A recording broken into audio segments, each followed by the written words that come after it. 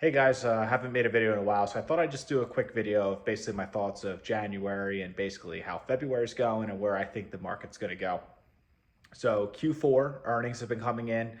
All the big guys, they've been talking about basically adding a lot of CapEx spend. Google, Meta, Microsoft, really all the big guys, they are putting more money into their businesses than basically what Wall Street even thought. So my perspective of that is that just shows you how real AI is.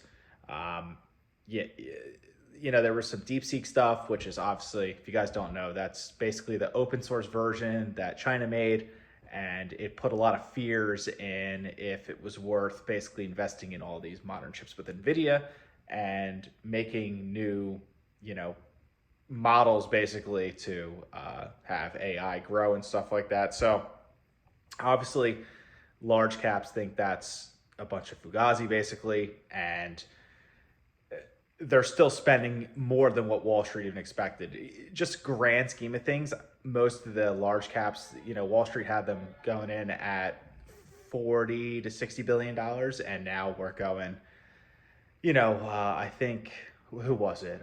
It was Meta, Amazon, and Google. They were all like 75 to 100 billion dollars in capex this year on just spending.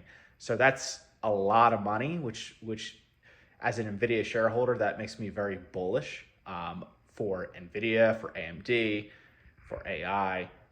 Basically, they're calling out DeepSeek's bluff. Yes, it's a good model. I don't think they're being honest about the price. I don't think they're being honest about how long it took them to build. But to stay on top and to stay, innovative in that space, you have to keep spending and spending and spending. So that's my opinion on that. So it's kind of good if you're in the FANG stocks, in my opinion. CPIs tomorrow, they do plan, or they do expect it to be an increase year over year. So to me, as long as unemployment's low, consumers will still spend. Consumers are roughly 70% of America's GDP. So to me, there's a lot of headwinds. Rates are real high. People are quietly laying off, not doing like mass layoffs yet. So to me, I'm okay with that. I think the Fed's goal of 2%, in my opinion, I think they're okay as long as it's in the twos, but they won't say that. So they're, really, people want rates to go down and this and that. In my opinion, the longer they're higher, I think that's a good thing because that means the consumer's still strong. GDP is good. So it gives the Fed a longer landing, basically. So I don't view it as bad like most people do. Like most people are like, oh, let's cut, let's cut, let's cut. Well, that's just a huge tool the Fed has in their pocket if we start seeing a GDP slowdown or an economic slowdown, or people start getting laid off. They have that tool in their pocket to cut, and then that's gonna make spending more affordable. So I don't really view it as a bad thing like most people do. And as an investor, I'm either way, I'm good. So I'm really not too worried about it there. But yeah, I mean, I think it's going to come in close to expectations. And no matter if it's up or down, being a long-term investor doesn't really matter. But yeah, that's kind of my perspective there. Obviously, there's a lot of tariff talks going around.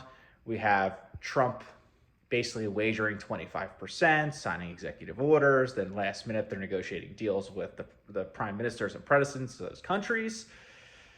So to me, that's, just him basically anchoring. So basically what he's doing is he's setting an unreasonable expectation, and it's starting a base at an unreasonable level. And then from there, it's basically negotiating something, or basically showing he's not, kidding or bluffing. So the whole tariff talk thing, I really think it's just a bluff.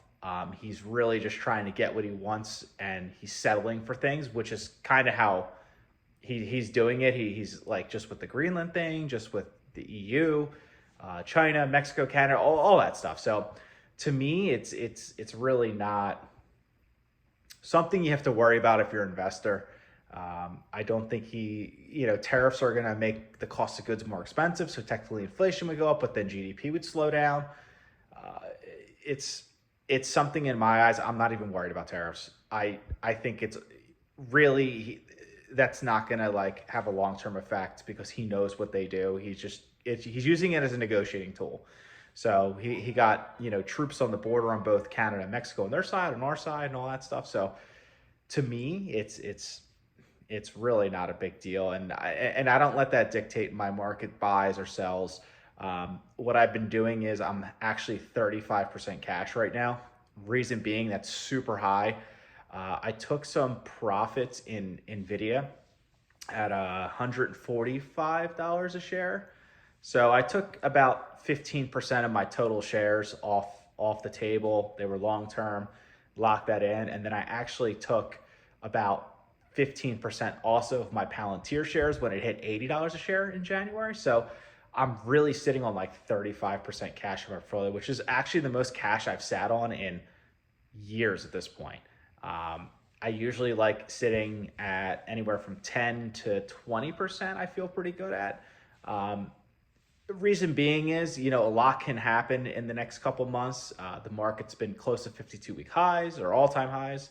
And, if Trump does go through with tariffs, or we have a lot of, unemployment come around the corner, or inflation somehow comes back up to 5% and everyone starts panicking, the market will sell off. And with that sell off, I want to be, I want to have the cash to really take advantage of the companies that I want to buy. So I've been sitting on that cash for months at this point, which honestly I don't really like. It's just in a government money market account yielding high 3% yield, which is okay, but I'd rather have it in the market at this point. But anyways, I'm not going to rush it. I'm not going to force it, and I have it available. It's better not having anything. So that's kind of my perspective there. I need to make more videos on what I'm buying and when. This week I haven't bought anything yet, but I will be buying something probably tomorrow, Thursday, or Friday. So I will make a video with that. I'll give you my thoughts on CPI tomorrow night if I remember to record. I'm really trying to get to 1,000 subs by the end of the year, which should be easy comps. I think I'm in like the mid-9s right now. So if you like this content or am interested in my buys, sells, thoughts on basically the market, I know that was really broad an overview because I'm trying to like freestyle off the top of my head the past 6 weeks, which there's so much stuff like a Doge, the tariffs, the presidencies, the drones, the DeepSeek, the AI, the earnings. There's been so much going on. So I need to do a better job making videos so I can get more like detailed and stuff. So I will try to do that. And yeah, make sure you subscribe. And until next video, later.